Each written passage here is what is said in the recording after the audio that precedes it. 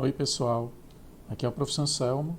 Nós vamos dar continuidade à nossa disciplina de controle estatístico de processos do curso de Engenharia de Produção Mecânica da Universidade Federal do Ceará. O tema dessa aula é teste de hipótese para uma amostra, né? Lembrando que essa disciplina assume que vocês já tiveram uma primeira exposição, né, à estatística, certo? Então já fizeram anteriormente uma disciplina de introdução à estatística. Então, o objetivo dessa aula é muito mais relembrar alguns conceitos relacionados aos testes de hipótese do que ser uma introdução aos testes de hipótese. Então, inicialmente aí vamos definir o que é uma hipótese estatística e o que é o teste de hipótese, né? Então, a hipótese estatística ela é uma afirmação sobre uma propriedade de uma população. Tá? Então, uma afirmação sobre um parâmetro populacional ou sobre a distribuição de probabilidades de uma variável daquela população, né? Então, isso é uma hipótese estatística, né? Então, o teste de hipótese tem por objetivo decidir se uma hipótese estatística ela deve ser rejeitada ou não. Tá? Então, se ela deve ser mantida como verdadeira, né, ou rejeitada com base em informações, né, em dados obtidos por meio de amostras. Tudo bem? Então, nós usamos amostras, né, dados obtidos por meio de amostras, para decidir com relação a se a gente pode ou não acreditar em uma determinada hipótese ou rejeitar a hipótese. Aqui alguns exemplos de hipóteses estatísticas, né? Então, eu posso, por exemplo, assumir como uma hipótese de que a altura média da população brasileira é igual a 1,60 m. Uma segunda hipótese seria, por exemplo, assumir como verdadeiro que a proporção de peças defeituosas em uma linha de produção, né, em uma fábrica, ela é de 2%. Uma terceira possibilidade, um terceiro exemplo aí de hipótese, né, é eu assumir que o tempo médio de execução de uma operação de costura em uma peça de roupa é igual a 2 minutos. Né? E uma quarta hipótese aí é, por exemplo, assumir que o tempo de atendimento em um guichê bancário segue uma distribuição normal. Né? Então, todos esses quatro exemplos são hipóteses estatísticas que eu posso testar, né, por meio de dados, certo? Por meio de um teste de hipótese, usando dados obtidos por meio de uma amostra.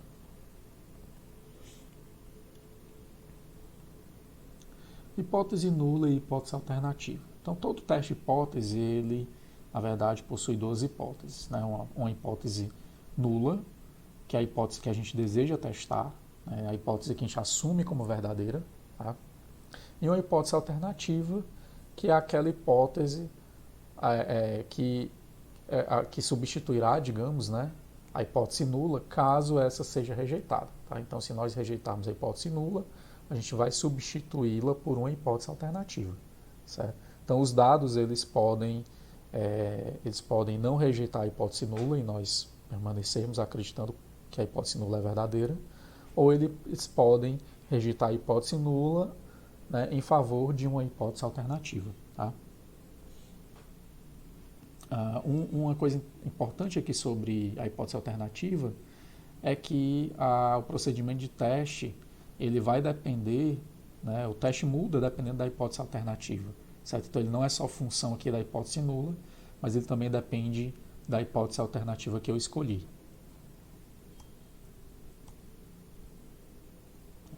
Então, alguns exemplos aqui de hipótese nula e hipótese alternativa. Então, nós tínhamos, por exemplo, aquela hipótese de que a altura média dos brasileiros é igual a 1,60 m.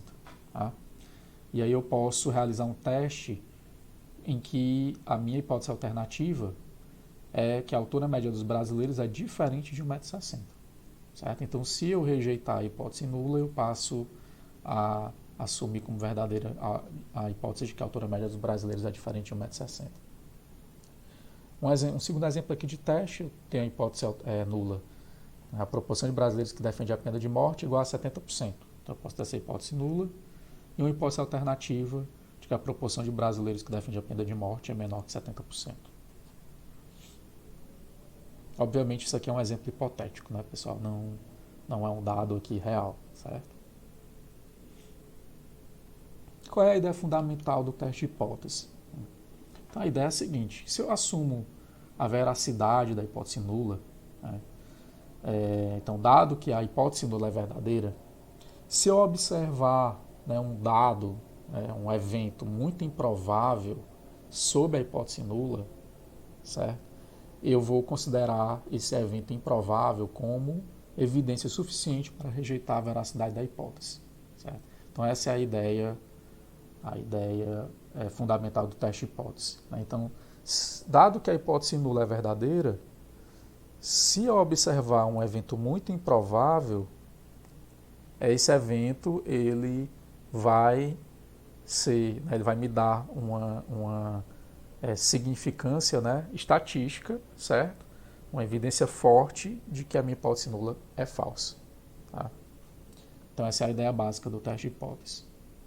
Professor, mas quão improvável, né, o quão improvável deve ser essa evidência, né, para que seja uma evidência, digamos, suficientemente forte para eu rejeitar a hipótese nula? Então isso a gente vai ver mais à frente, você que especifica, né, essa probabilidade aí, tá bom? Em outras palavras, a observação de um evento muito improvável fortalece a crença de que a hipótese nula é falsa. Tá? Então essa é a ideia do teste de hipótese, né? Dado que a hipótese nula é verdadeira, se eu assumir, né, aquele evento muito improvável vai me deixar na dúvida se a hipótese é de fato verdadeira e eu vou rejeitar a hipótese. Tá? Olha só, pessoal, a estatística teste, né? Então, os testes de hipótese são baseados em estatísticas teste. Lembrando o que é uma estatística, né? É uma função da amostra. Tá? Então, a gente vai coletar uma amostra, né? Lembrando que os testes de hipótese eles são sempre baseados em dados reais, né? Obtidos, coletados por meio de uma amostra. Tá? Então, a estatística ela é uma função da amostra, né? E ela é utilizada, a estatística teste, né? É utilizada como critério de rejeição da hipótese nula. Tá?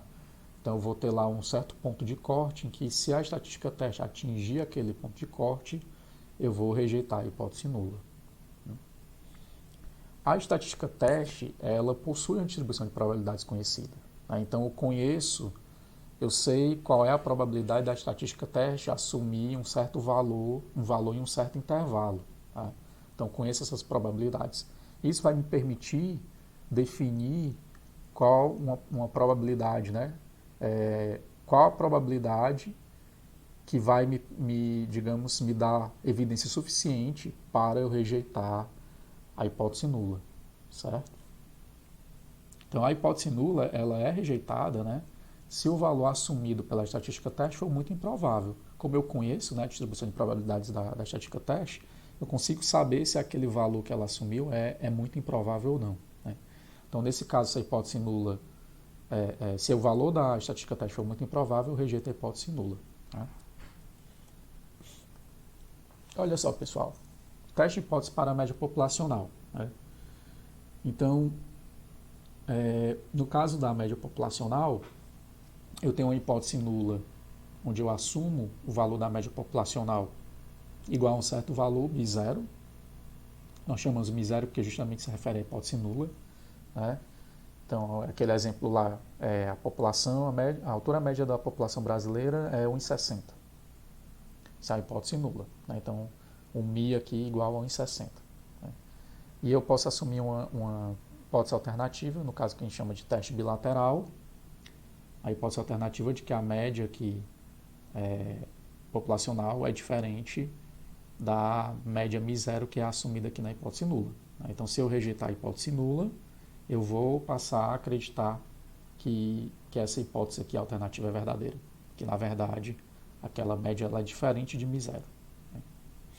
E qual é a estatística teste que nós usamos no caso da média populacional? A estatística teste que a gente usa é a estatística Z, que nada mais é do que a gente padronizar, né, a média amostral. Né?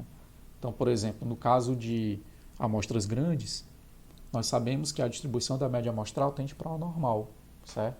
Então, se eu pegar a média amostral, que é uma variável aleatória, né, subtrair do valor da média populacional, no caso da hipótese nula, né, que vai ser exatamente também o valor esperado aqui da média amostral, né? Então, se eu subtrair e dividir aqui pelo desvio padrão dessa estatística média, né, que é justamente aqui o desvio padrão populacional sobre raiz do tamanho da amostra, onde n é o tamanho da amostra, isso aqui a gente gera uma estatística z, que no caso aqui é a z0, né, a z-teste, que é a função aqui da minha média na hipótese nula, por isso que é z0, né? E essa estatística teste aqui, ela segue uma distribuição normal padrão, com valor esperado zero e variância, desvio padrão igual a 1. Tá? Então, essa estatística teste a gente conhece, né, a distribuição de probabilidades dela. Né? E aí o que é que a gente faz? Como a gente sabe que a distribuição de probabilidades dela é normal, a gente vai definir, no caso de teste bilateral, né, a gente vai definir duas regiões nas caudas da normal, que são regiões extremas, né, cuja probabilidade da estatística teste cair nessas regiões é pequena. Então, nós temos aqui um exemplo, né, de um teste bilateral, em que eu tenho aqui as duas caudas, e aí essa região verde aqui, nas caudas, a gente chama de região de rejeição, ou regiões de rejeição. Né? E aí eu vou definir aqui uma certa probabilidade alfa pequena, por exemplo, 5% ou 1%, né? De probabilidade da estatística teste cair nessas regiões extremas, né? Nessas regiões nas caudas. Então, por exemplo, se eu especificar alfa igual a 5%, eu vou ter essa região aqui 2,5% de probabilidade e essa região 2,5%. Então, a probabilidade da minha estatística teste cair nessa região é 2,5% e nessa região 2,5%. É uma probabilidade que eu julgo pequena. Né? Então, se a minha estatística teste cair em uma dessas regiões, com probabilidade de 2,5% cada, né, que eu julgo que é uma probabilidade pequena, eu vou rejeitar a hipótese nula, tá? Em favor da hipótese alternativa.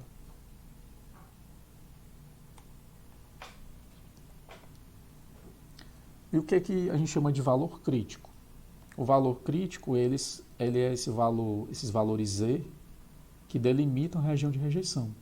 Né? Então, as regiões de rejeição, eu escolho a probabilidade e aí eu encontro qual é o valor Z, que a gente chama de valor crítico, né? Que a gente chama Z de alfa sobre 2, que define justamente esses limites das regiões de rejeição.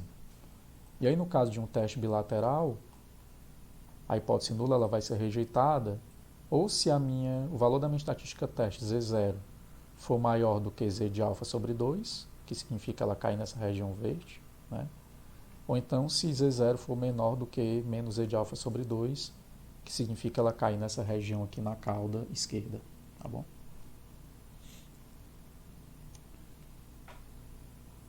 Nível de significância. Do que se trata? Né? O valor atribuído a alfa. Então, esse valor da probabilidade da minha estatística teste cair numa região de rejeição, que é especificado pelo tomador de decisão, pela pessoa que está realizando o teste, né? O nível de significância, ele é justamente o valor alfa da probabilidade associada à região de rejeição. Né? Então, tipicamente, o que a gente vê muito nas aplicações é alfa assumido como 5%, né, alfa igual a 0,05, ou alfa 0,01, né, que seria 1%. Tá? Nesse caso de alfa igual a 0,05, o meu Z crítico aqui, o meu Z de alfa sobre 2, ele tem o valor de 1,96. E no caso de alfa igual a 0,01, o meu Z de alfa sobre 2 tem o valor de 2,54. Né?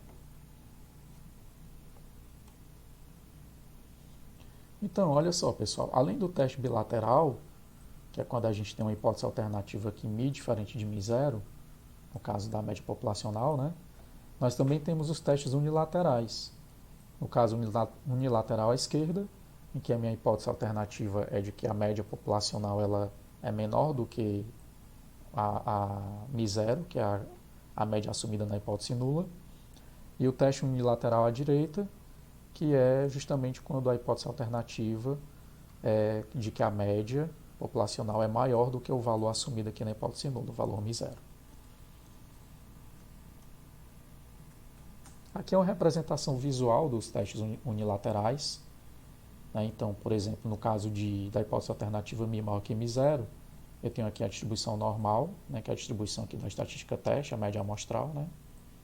Então, eu tenho aqui a distribuição normal, e aí eu tenho um unilateral à direita, né? A cauda direita aqui é a região de rejeição. E no caso de μ menor do que μ0, a região de rejeição fica aqui na cauda esquerda. Olha só, pessoal, aqui é só uma organização de como é o teste, então, teste hipótese para a média populacional, no caso, quando eu tenho amostras grandes, né? Então, o primeiro passo, eu vou estabelecer a minha hipótese nula e alternativa, eu vou escolher um nível de significância alfa, como eu falei, tipicamente se usa 5%, 1%, mas você pode até usar um nível de significância menor, 0,1%, por exemplo, né? Ele só não pode ser zero, porque zero significaria probabilidade, você está especificando a região de rejeição cuja probabilidade seria zero, então isso significa que você nunca, na verdade, a sua estatística teste nunca vai cair nessa região de rejeição e assim você nunca vai rejeitar a hipótese nula, né? Então sempre você precisa especificar um valor alfa aqui maior que zero e preferivelmente, né, claro, um valor pequeno. E quão pequeno vai depender muito da sua aplicação, né, específica. Então você depois identifica a região de rejeição, por meio do cálculo do valor crítico Z de alfa sobre 2, né, usando uma tabela da distribuição normal padrão, ou então usando um software.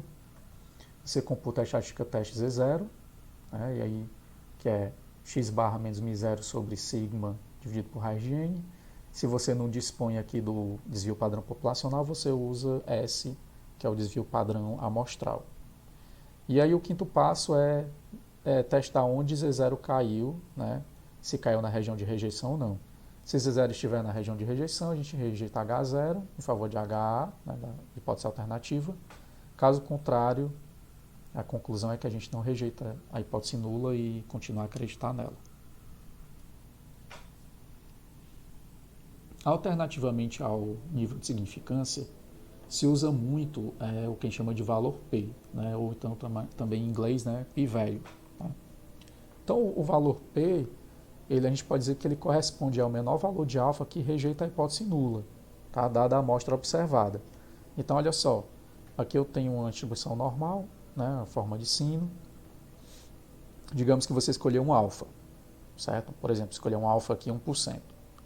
Aí, com base nesse alfa que determina, né, delimita aqui essa região de rejeição, que é essa região achurada vermelha, você vai encontrar esse C aqui, que é o valor crítico do score Z. Né? Então, você identificou aqui o valor crítico C. Né? E aí, esse T foi o valor da estatística teste, o Z0. Você computou o Z0 e aí ele deu esse valor que está dentro aqui da região de rejeição. Então, nesse caso aqui, a gente rejeitaria a hipótese nula. Né? O que é o valor P? O valor P corresponde exatamente a essa área aqui que está à direita desse pontinho aqui que corresponde ao valor da estatística teste Z0, tá? Da estatística computada. Tá? Então o valor P aqui nesse caso ele é menor do que o meu alfa. Se eu assumir um alfa 1%, né, o meu valor P aqui vai ser um valor menor, talvez 0,9%, tá? Um valor menor. Então o valor P ele é definido, né, ele é computado em função do valor da estatística teste. Né? Então ele não é especificado, ele é computado como essa região e que corresponde aqui ao valor da estatística teste. Né? Professor, mas qual é a vantagem de eu trabalhar com o valor P? A vantagem é que você consegue saber, por exemplo, se você rejeitaria ou não a hipótese nula usando alfas com valores diferentes. Tá? Então imagine aqui que o valor P tenha dado 0,9%. Então você, nesse caso, se alguém te diz isso, que o valor P deu 0,9%, você saberia que com o alfa 1%, né, você rejeita a hipótese nula. Mas com alfa menor do que 0,9%, você não rejeitaria a hipótese nula. Certo? Porque nesse caso aqui, esse valor crítico aqui da região de rejeição, né, se eu adotasse um alfa aqui menor do que 0,9%, Esse C aqui estaria aqui dentro, estaria aqui à direita do valor da estatística teste, e a estatística teste não cairia na região de rejeição e, portanto, eu não rejeitaria a hipótese nula.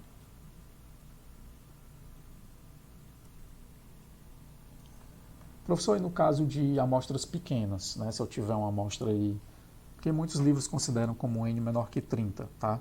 Mas é uma regra que não é, digamos, fixa, tá? É de certa forma, uma convenção, né? Se você tiver uma amostra pequena, e no caso mais geral, né, que é quando o desvio padrão populacional é desconhecido, tá? Então a gente não usa C, certo? A gente vai usar, então, a estatística T de student, né? E a T de student ela é computada da mesma forma que a Z, certo? A diferença só que a distribuição de probabilidades dela é a T de student, não é a normal, né? Que é uma distribuição de probabilidades que comporta essa variabilidade aqui do desvio padrão amostral, né? E aí, só que tem só um detalhe é que a estatística T, ela funciona em amostras pequenas, né? Ela vai funcionar bem quando a população ela seguir a normal ou ela for bem próxima da normal, certo? Se eu tiver uma população muito diferente da normal, a estatística T ela não vai ser, digamos, não é tão seguro usá-la, tá? A questão é que frequentemente a gente não sabe, né? Então o pessoal usa, mesmo assim ainda é melhor usar a T do que usar a Z para amostras pequenas, tá? E aí os critérios de rejeição são os mesmos, né, no caso do uso da estatística Z. Né, eu posso ter um teste bilateral, um teste unilateral à esquerda e um teste unilateral à direita. Esse N-1 aqui é o número de graus de liberdade da estatística T, que é o tamanho da amostra menos 1.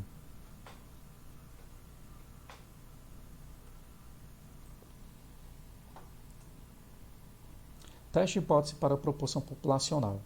No caso de proporção populacional, o que é uma proporção? É um percentual ali. Então, percentual de proporção de pessoas que pertencem na população, certo? Então, isso é uma proporção, né? Um parâmetro populacional que é uma proporção. Então, também eu posso ter testes bilaterais, unilateral à esquerda e unilateral à direita. Essas três possibilidades. No caso do teste de hipótese para proporção, a gente também vai trabalhar com a estatística teste Z, né, que vai ter uma distribuição normal padrão. Né?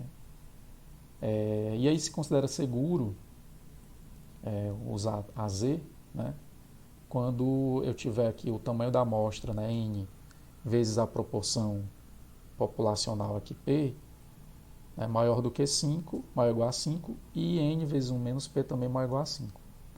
A questão é que frequentemente a gente não sabe se isso é seguro porque P é desconhecido, né? P é parâmetro populacional que na verdade a gente quer estimar, né? Frequentemente eu quero testar a hipótese, certo? Então vai ser mais seguro no caso você usar a estatística Z quando você tiver amostras maiores, né? Porque aí, em geral você vai garantir isso, principalmente se P for pequeno.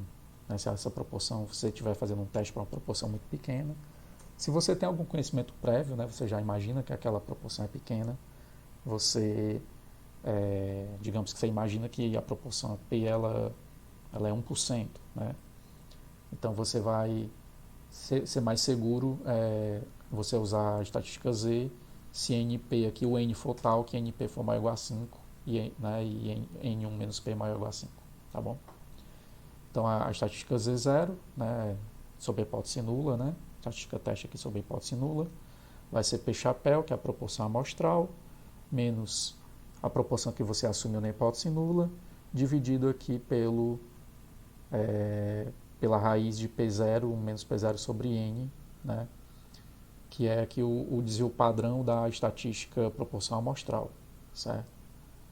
Então essa vai ser a sua estatística teste. Essa estatística aqui, ela segue uma distribuição normal padrão, aproximadamente, né? E aí você pode comparar o valor dela com a distribuição normal padrão. Né? Critério de rejeição, então, teste bilateral, se Z0 for maior do que um certo Z-alfa2 aqui na cauda direita, ou então Z0 menor que um Z-alfa2 na cauda esquerda. Teste unilateral à esquerda, Z0 menor que um Z-alfa, né, na cauda esquerda. E unilateral à direita, Z0 maior do que um Z-alfa aqui na cauda direita. Beleza, pessoal. Para terminar essa nossa aula aqui de revisão, né, sobre teste de hipótese, vamos relembrar aí os dois tipos principais de erros que podem acontecer em teste de hipótese. Tá? Os famosos erros tipo 1 e tipo 2. O que é o erro tipo 1? Ele acontece, né, quando você rejeita a hipótese nula H0 quando ela é verdadeira. Certo? Então esse é o erro do tipo 1. Você tem uma hipótese que ela é verdadeira, você rejeita ela. Obviamente a gente não tem como saber se está ou não cometendo esse erro. No entanto, a gente consegue saber qual é a probabilidade da gente cometer esse erro. Tá? Na verdade, essa probabilidade, a gente já vai ver logo em seguida, que você escolhe essa probabilidade, o quanto você quer ter de probabilidade de erro tipo 1. Tá? E o erro tipo 2 é o caso de você não rejeitar a hipótese nula H0 quando ela for falsa. Então, se você tem uma hipótese nula falsa, você gostaria de rejeitá-la. Né? Se você falha em rejeitar a hipótese nula, você está cometendo o que a gente chama de erro tipo 2. Então, a gente pode organizar essas possibilidades aqui numa matriz, né, onde eu tenho a hipótese nula, certo? A realidade dela, né, se ela é realmente verdadeira ou se ela é falsa, né? E o resultado do teste. Tá? Então, se eu tiver que a minha hipótese nula é verdadeira, certo? E eu rejeito, meu teste, ele indicou rejeitar a hipótese nula, quando ela é verdadeira, eu estou cometendo erro tipo 1. Certo? Estou rejeitando uma hipótese verdadeira. Se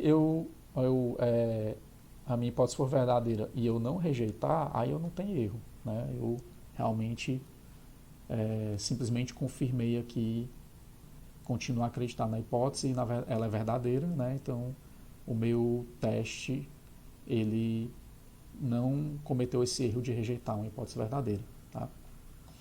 No caso da hipótese nula ser falsa, se ela é falsa e eu rejeito, então não há erro. Né? Eu atingi o meu objetivo aqui do teste. Certo? Ele realmente conseguiu rejeitar uma hipótese falsa.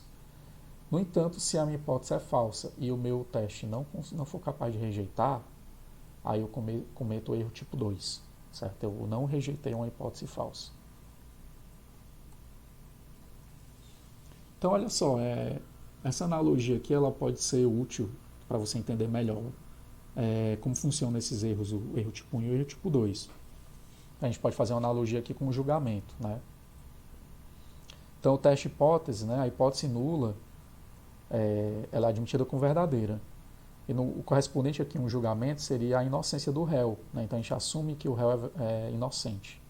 Certo? A gente assume essa hipótese aqui como verdadeira. Tá?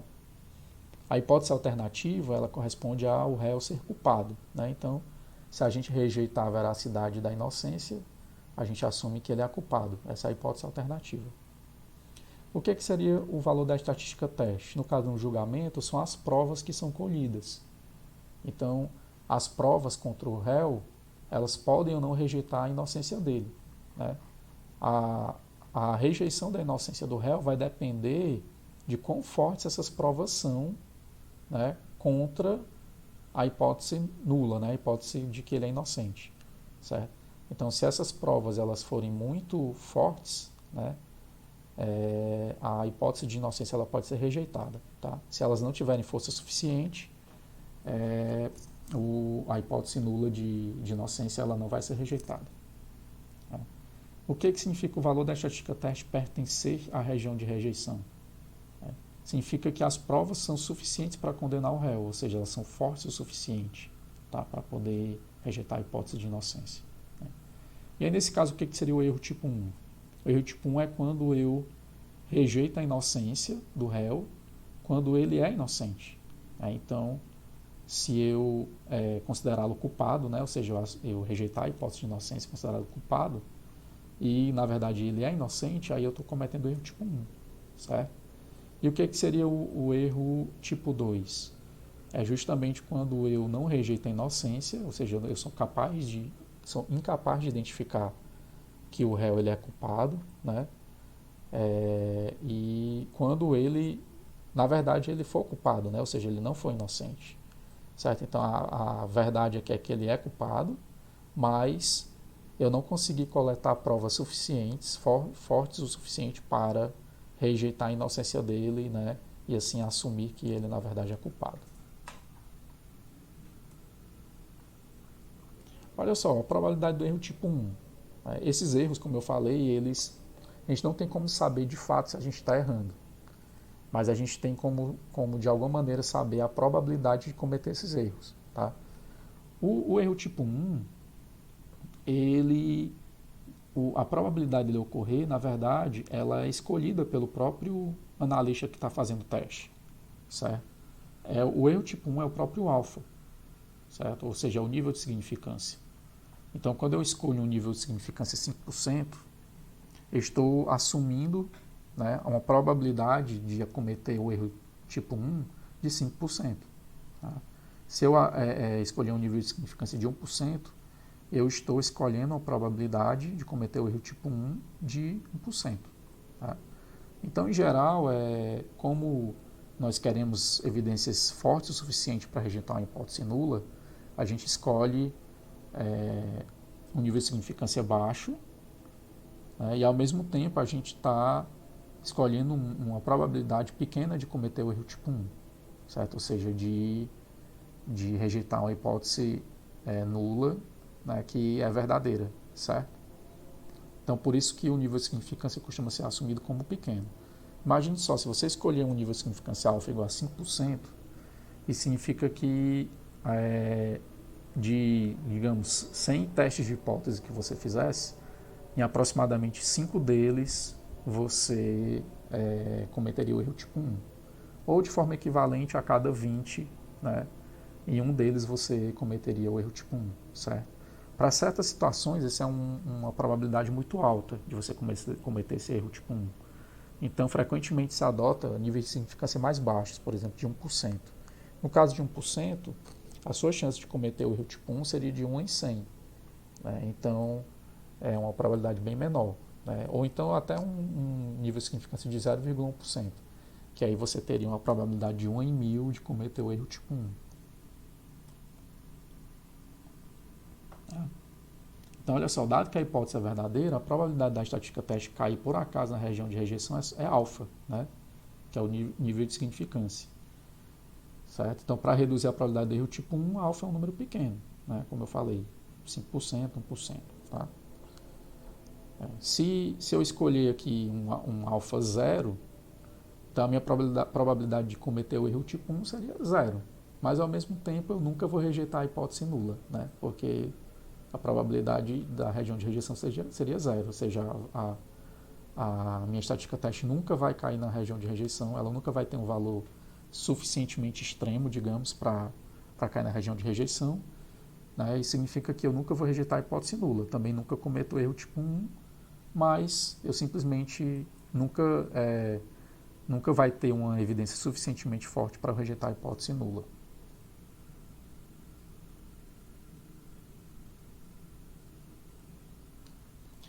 E a probabilidade do erro tipo 2, né, que a gente chama também de beta, que aí seria a probabilidade de não rejeitar a hipótese nula quando ela não for verdadeira. Então, a probabilidade do erro tipo 2, primeiro que ela não tem como a gente especificar diretamente, né, ao contrário da probabilidade do erro tipo 1, a gente só tem como estudar essa probabilidade usando métodos analíticos ou usando simulação. Tá? Então, a gente consegue estudar teoricamente para um certo teste essa probabilidade, mas a gente não tem como saber, ao contrário do erro tipo 1, né? A gente nem tem como saber nem especificar exatamente qual é essa probabilidade desse erro acontecer. Tá? Então, olha só, imagine a seguinte situação. Né? Primeiro a gente vai olhar aqui para essa curva vermelha. Tá? Então, imagine que essa curva vermelha ela é a distribuição da estatística teste sob a hipótese nula. Certo? Então, eu assumindo a hipótese nula como verdadeira, né? Essa curva vermelha aqui é a minha distribuição da minha estatística teste. Aí eu venho e escolho um alfa aqui, digamos, um teste unilateral à direita, escolho um alfa, delimita essa região de rejeição aqui, achurada aqui em vermelho. Isso significa o quê?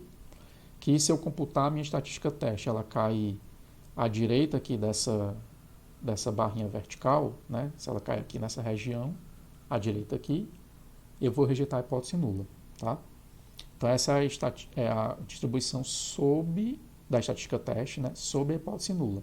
No entanto, na realidade, eu desconheço isso, né? Mas na realidade, a distribuição da minha estatística teste é essa curva azul, certo?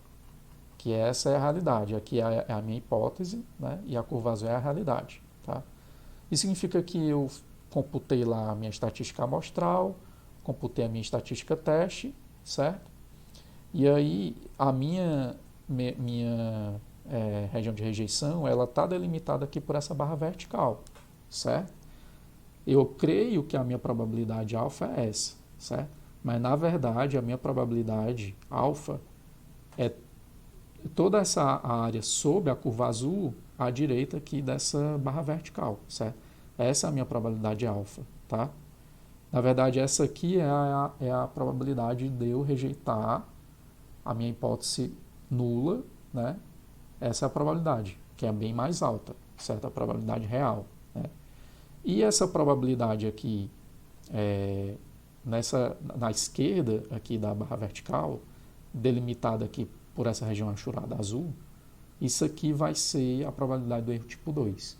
Ou seja, é a probabilidade de eu não rejeitar, né, a hipótese nula quando ela não for verdadeira, certo? Então, se a minha estatística teste cair aqui à esquerda da barra vertical, eu não vou rejeitar a hipótese nula.